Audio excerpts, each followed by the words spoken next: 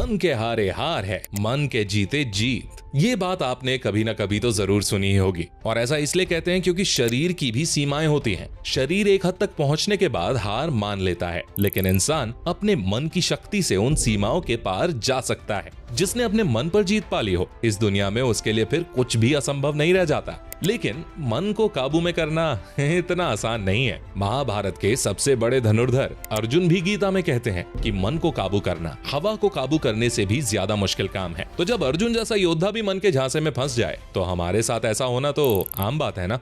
लेकिन अगर आपको जीवन में कोई भी बड़ा मुकाम हासिल करना है, तो आपका मन आपके काबू में होना ही चाहिए। क्योंकि अगर आपका माइंड आपके कंट्रोल में होगा, तो आपके अंदर डिसिप्लिन और पेशेंस जैसी क्वालिटीज खुद ब खुद आ जाएंगी। और इसीलिए आज के इस वीडियो में मैं आपको 4 ऐसे तरीके बताने वाला हूं, जिनकी मदद से कोई भी अपने मन को कंट्रोल में रख सकता है। तो वीडियो को अंत तक पूरा देखना, क्योंकि आज फिर जबरदस्त वैल्यू ऐड करेंगे आपकी लाइफ में। So let's begin. Number 4, detachment from temporary pleasures. हमारा मन ना बहुत चंचल होता है, और ये हमेशा खुशी और मजे की तलाश में रहता है। मन हमेशा चाहता है कि वो अच्छा महसूस करे, और यही चीज सभी समस्याओं का कारण भी बनती है। क्योंकि हमारे मन को इस चीज से कोई मतलब नहीं होता कि जिस चीज से वो मजा ले रहा है वो उसके लिए अच्छा है भी या नहीं।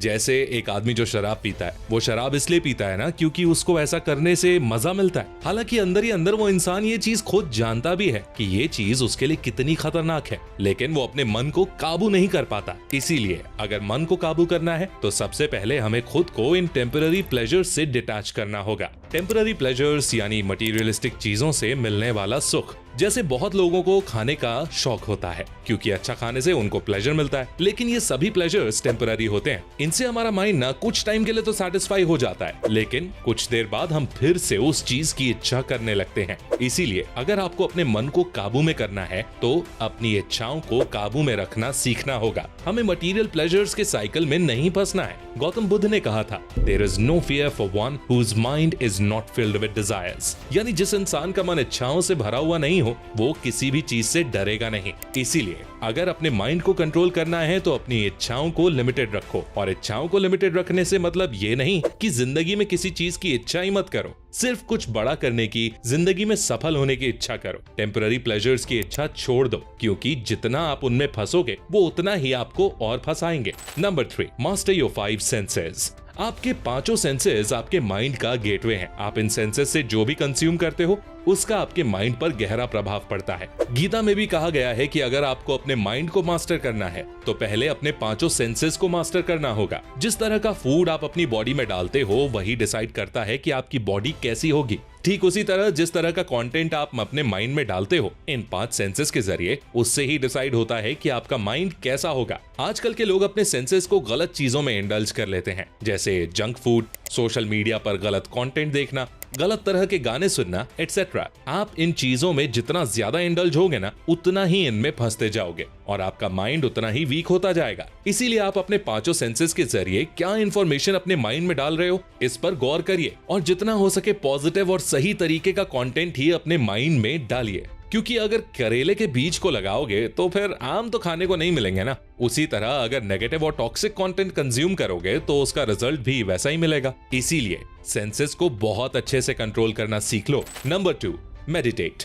मैं आपसे एक सवाल पूछता हूँ, आपके माइंड के लिए सबसे मुश्किल काम क्या होता है? काफी लोगों ने गेस कर लिया होगा। आपके माइंड के लिए सबसे मुश्किल बात होती है एक काम को लगातार करते रहना, किसी एक काम पर फोकस बनाए रखना। हमारा माइंड एक चीज पर लंबे समय तक कंसंट्रेट कर नहीं पाता। ये एक काम से दूसरे काम पर शिफ्ट होता रहता है। और अगर कोई इंसान घंटों तक एक ही काम पर कंसंट्रेट कर लेता है, तो आपको समझ जाना चाहिए कि उसने अपने माइंड को काफी हद तक कंट्रोल कर लिया है। जो मंक्स लोग होते हैं, वो दिन के 8 से 10 घंटे मेडिटेशन करते हैं, और यही सबसे बड़ी वजह है कि उनका माइंड उनके फुल कंट्रोल में होता है। देखो दोस्तों, मेडिटेशन से होता क्या है ना, कि हमारा दिमाग एक जगह स्थिर हो जाता है, एकाग्र हो जाता है, वो इधर उधर नहीं भागता और शांत हो जाता है। हालांकि आपको 8 घंटे मेडिटेशन करने की कोई जरूरत नहीं है। अगर आप सिर्फ 30 से 40 मिनट भी मेडिटेट कर लेते हो, तो ये भी आपके लिए बहुत होगा। खासकर जो लोग एंजाइटी और दूसरी मेंटल प्रॉब्लम से परेशान हैं, उनके लिए तो मेडिटेशन एक मस्ट टू डू वाली चीज है। क्योंकि चाहे कोई भी मानसिक रोग हो, ध्यान के जरिए उसको ठीक किया जा सकता है।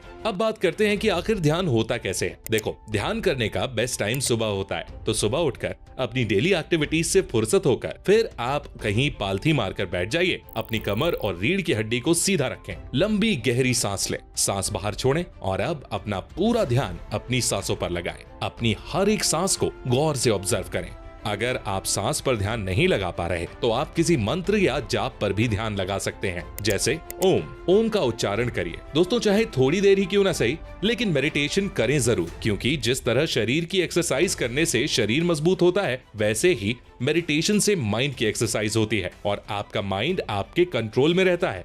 Number 1, use your intelligence. Mind को कंट्रोल करने का जो तरीका भगवत गीता में श्री कृष्ण ने बताया है, उससे बेहतर दूसरा कोई तरीका नहीं हो सकता। गीता में श्री कृष्ण कहते हैं कि हमारा शरीर एक रथ की तरह है जो 5 घोड़ों से बंधा हुआ है, जिन्हें आप 5 सेंसेस समझ सकते हो। उन घोड़ों के गले में एक लगाम बांधी हुई है जिसे आप मन समझ सकते हो, और उस लगाम को जो आपने हाथों में पकड़े हुए हैं वो है आपकी बुद्धि, इंटेलिजेंस, और उस रथ में जो यात्रा कर रही है वो है आत्मा। तो अगर आप अपनी बुद्धि से अपने मन को कंट्रोल में रखोगे तो आपकी जिंदगी की गाड़ी सही डायरेक्शन में चलेगी। लेकिन अगर आपका मन आपकी इंटेलिजेंस पर हावी हो जाएगा तो वो आपका सबसे बड़ा दुश्मन बन जाएगा। इंटेलिजेंस यानी सही और गलत में फैसला करने की क्षमता। देखो, मन क्या करता है, वो हमेशा उन चीजों के पीछे भागता है जहां उसको प्लेजर दिखता है, फिर चाहे वो गलत हो या सही, इससे मन को फर्क नहीं पड़ता। आपको अपनी इंटेलिजेंस का यूज करके अपने मन को कंट्रोल में लाना होता है और उसे बताना होता है कि वो चीज हमारे लिए सही नहीं है। तो इस तरह आप अपनी इंटेलिजेंस का यूज करके माइंड को कंट्रोल कर सकते हो, और इंटेलिजेंस बढ़ती है